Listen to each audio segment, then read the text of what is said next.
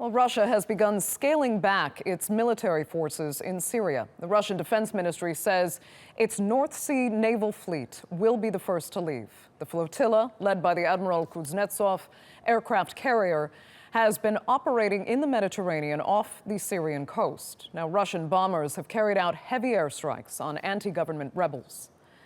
And for more on it, Abubakr Al Shamahi can join us now live from Gaziantep. Hi, Abubakr. So why has Russia made this decision now, and what could be the potential consequences for the regime? Well, as you mentioned, now this is a partial withdrawal of those forces, starting with the Admiral Kuznetsov aircraft carrier, and it follows the announcement by Vladimir Putin, the Russian premier, in December that there would be this partial withdrawal as part of the wider ceasefire deal that's part of the wider peace process, or the attempt at finding a peace deal in Syria. There's a couple of different ways to look at this. One is that for Russia, well, this is job done.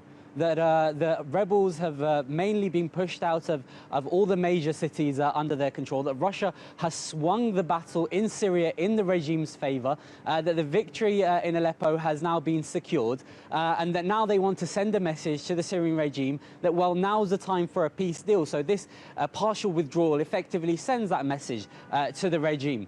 But there's perhaps another way to look at it, which is, of course, that this is, again, only a partial withdrawal. This isn't a full withdrawal. Syrian armed forces will still, Russian armed forces will still remain in Syria. And, of course, is it actually job done? Because when the Russians intervened in Syria in 2015, they said that this intervention was about fighting Daesh, about fighting terrorists in Syria. And yet most of their targets have been the Syrian opposition. And it appears that this partial withdrawal comes after a victory over much of the mainstream Syrian opposition. So when we're talking about Daesh in Syria, well, they still exist. They're still in Raqqa, they're still in other major cities, and they've actually gone back into Palmyra a couple of weeks ago. So the question there is, has the job been done at all when it comes to Daesh?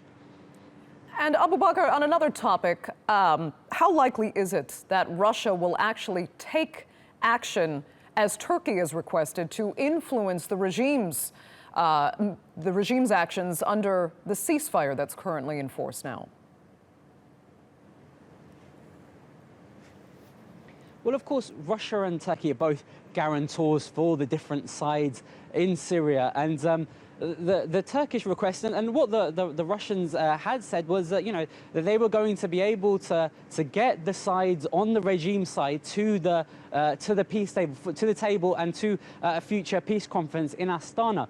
And when you're talking about the Syrian regime, they obviously see the Russians and acknowledge that the Russians really swung the battle for the regime. Yet at the same time, there'll be elements within the Syrian regime, particularly the hardline elements, and also some of the regime's allies, such as Iran, such as Hezbollah, who won't necessarily agree with some of the things that have been leaked as part of this planned peace deal. So say perhaps Bashar al-Assad eventually stepping down, or some of the opposition's demands being agreed to. They'll see these as concessions, and the question that the regime will be posing to the Russians, perhaps behind the scenes, is when we've secured victory on the ground and we've effectively won in Syria, why should we therefore give any concessions to the other side?